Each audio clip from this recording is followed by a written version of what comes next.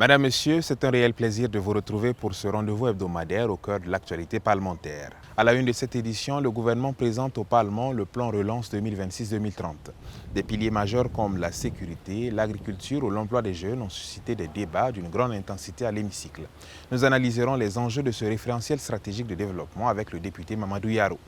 Les secrétaires de l'Assemblée législative du peuple ont célébré la Journée internationale de la secrétaire à travers des activités qui se sont déroulées sur 48 heures. Entre hommages aux anciennes générations et panels sur l'impact de l'intelligence artificielle, gros plan sur un métier en pleine mutation. Écharpe et écusson que cachent réellement les attributs officiels des députés. Nous décrypterons leur sens, leur importance et le protocole qui les entoure en fin d'édition. Voilà pour l'essentiel de l'actualité de votre Parlement. Bonsoir à tous et merci de nous choisir pour vous informer.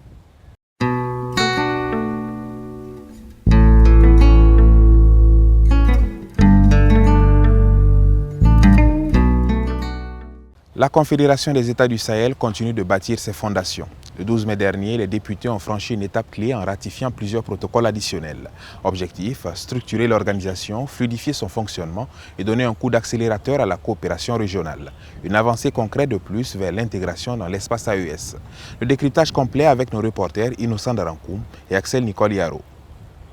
L'Assemblée législative du peuple a donné son quitus à 4 projets de loi portant ratification de protocoles additionnels au traité créant la Confédération des États du Sahel. Ces textes portent sur l'action diplomatique, les actions de développement, la défense et la sécurité, ainsi que les sessions confédérales des parlements de l'AES. Pour le gouvernement, ces ratifications visent à renforcer les mécanismes de coopération entre le Burkina Faso, le Mali et le Niger autour d'une vision commune fondée sur la souveraineté, la solidarité et le développement partagé. Cette ratification ouvre la voie à la tenue de la session inaugurale des parlements de l'AES pour leur permettre de réfléchir à leurs propres instruments de gouvernance et de gestion. Les différentes ratifications permettront également aux 3 autres piliers que sont la diplomatie, la défense et le développement de disposer d'orientations beaucoup plus claires et de coordonner avec plus d'efficacité leurs actions sur le terrain en ayant désormais cette directive-là qui est consignée donc dans les différents protocoles additionnels. Au-delà des questions diplomatiques et sécuritaires, ces protocoles visent également à renforcer les actions communes dans plusieurs secteurs de développement. Les échanges ont notamment porté sur les questions liées à l'agriculture, au commerce, à l'action humanitaire, ainsi qu'à la mutualisation des efforts entre les États membres de l'AES. En matière diplomatique, nos 3 États parlent sur la scène internationale d'une même voix. Concernant la défense et la sécurité, nos différents chefs d'État-major vont mettre en exergue leurs compétences, mettre en valeur leur savoir-faire pour des actions coordonnées sur le terrain dans la lutte contre le terrorisme et dans la lutte contre le grand banditisme. Avec l'adoption de ces différents textes, l'AES poursuit la mise en place progressive de ces instruments de gouvernance et de coopération. L'objectif affiché est de permettre aux États membres de la Confédération de mieux conduire leurs actions communes dans des domaines jugés prioritaires.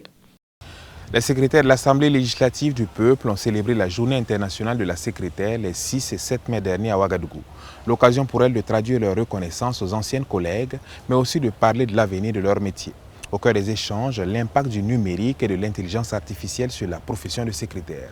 On voit tout cela avec Anatole Nakoulman et Axel Nicole Yaro. Pour marquer la Journée mondiale des secrétaires, célébrée chaque 3e jeudi du mois d'avril, l'amicale des secrétaires de l'Assemblée législative du peuple a organisé ses 48 heures. À cette occasion, les membres de l'amicale ont rendu visite à 2 anciennes collaboratrices admises à la retraite après plusieurs années de service dans l'administration parlementaire. Des moments chargés d'émotions entre souvenirs, conseils et partage d'expériences. Je suis dépassée parce que je ne savais pas que tout ce monde-là allait venir m'honorer. Voilà. Et je dis un grand merci et vraiment aux jeunes secrétaires, là, vraiment que Dieu les bénisse abondamment, qu'elles aient la santé et la longévité pour pouvoir un jour vieillir comme nous, pouvoir bénéficier de la retraite aussi. Je rends grâce à Dieu aujourd'hui pour ce qu'elles ont initié, de venir vers moi pour me rendre un hommage. Je leur dis merci Et je prie Dieu que Dieu les garde toujours unis, ensemble, dans la santé et la paix. Ces journées ont également été l'occasion de réfléchir à l'évolution du métier de secrétaire à l'ère du numérique, autour du thème « Intelligence artificielle et évolution du rôle des secrétaires à l'Assemblée législative du peuple ». Secrétaires, responsables administratifs et invités ont échangé sur les défis liés aux nouvelles méthodes de travail. Le panel s'est tenu en présence de plusieurs personnalités, notamment la marraine de l'activité, Dr Aminata Zerbo Sabani, représentée par Mme Elise Kaba, ainsi que le président de l'Assemblée législative du peuple, le Dr Ousmane Bougouma, représenté par l'honorable Awa Fofana. Pour la présidente de l'amicale des secrétaires, Ami Sanou Silga, les secrétaires doivent désormais s'adapter aux évolutions technologiques qui transforment progressivement le métier. Le thème est un peu national. L'IA ne vient pas transformer notre métier ni nous remplacer, mais l'IA vient en renforcement. Voilà, donc nous devons tous savoir les enjeux et commencer à nous préparer. Ces 48 heures de la secrétaire auront surtout permis de saluer le travail de ces chevilles ouvrières qui participent chaque jour à la vie de l'institution parlementaire malgré les exigences et les mutations que connaît aujourd'hui le métier.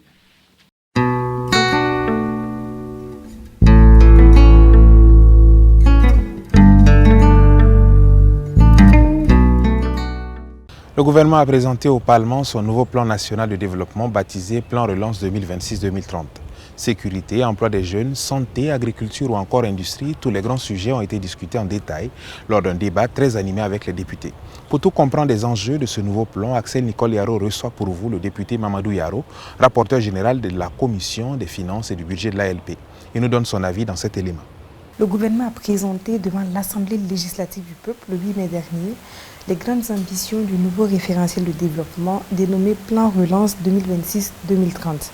Après l'exposé du gouvernement, quel regard concret portez-vous sur le Plan Relance 2026-2030 ? Dans le fond, nous avons affaire à un plan qui traduit des orientations stratégiques. Et cela dans un contexte où nous affirmons aujourd'hui notre souveraineté et avec aussi la ferme volonté d'opérer des ruptures. Et ça dans le cadre de la révolution progressiste populaire. Nous avons eu affaire à un très bon document, bien écrit, vraiment, et bien structuré. Alors, selon vous, ce référentiel répond-il réellement aux préoccupations actuelles des populations burkinabées ? Je dirais oui. Oui, et puis c'est même évident.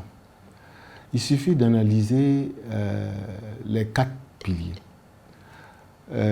Aujourd'hui, si vous prenez le premier pilier qui concerne la défense et la sécurité, c'est toute la question de la lutte contre donc, le terrorisme et la reconquête de l'intégralité du territoire. Deuxième pilier, aujourd'hui, c'est la question de la gouvernance, de la lutte contre la corruption. Pilier 3, ça, il n'y a même pas de débat. C'est le pilier qui concerne le développement du capital humain. Donc les questions de santé, services et infrastructures, les questions d'éducation et de formation en termes de services et d'infrastructures, et surtout l'environnement et le cadre de vie. Et enfin, le pilier 4, c'est aujourd'hui le développement agro-silvo-pastoral halieutique. Ça, c'est vraiment une grande préoccupation des populations.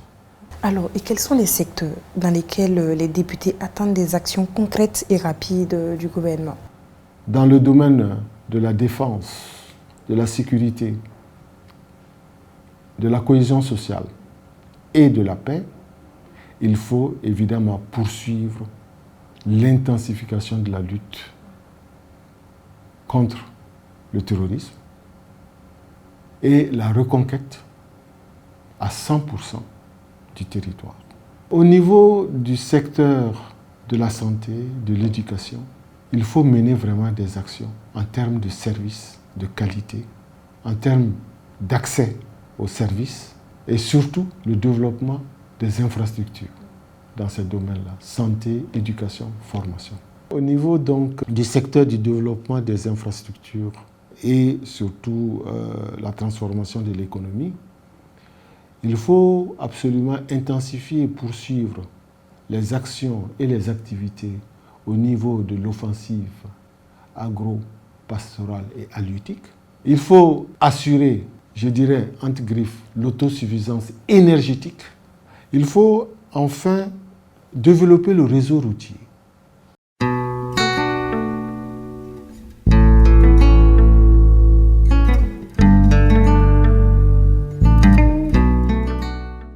Le député dispose de plusieurs attributs officiels qui incarnent à la fois son autorité et sa légitimité.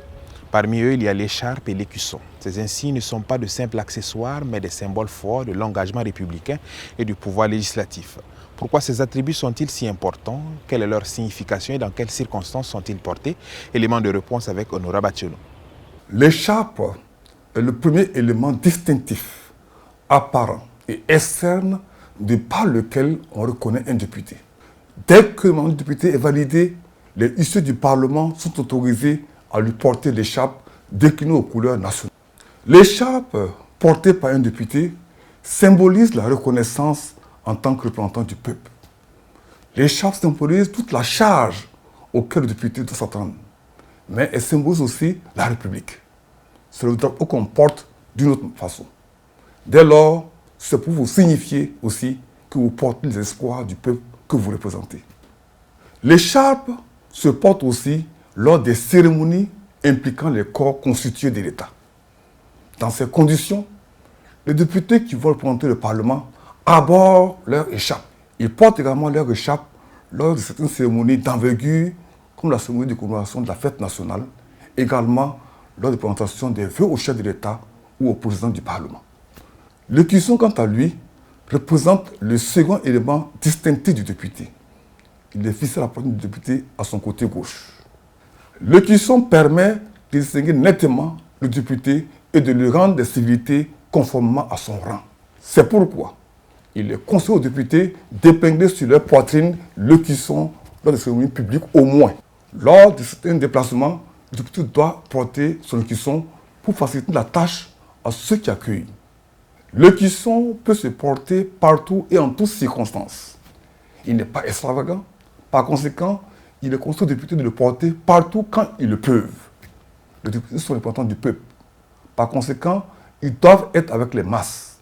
Pour se comprendre dans la population, ils doivent chercher à être reconnus par elle. Et c'est le de la poitrine qui vient de les identifier.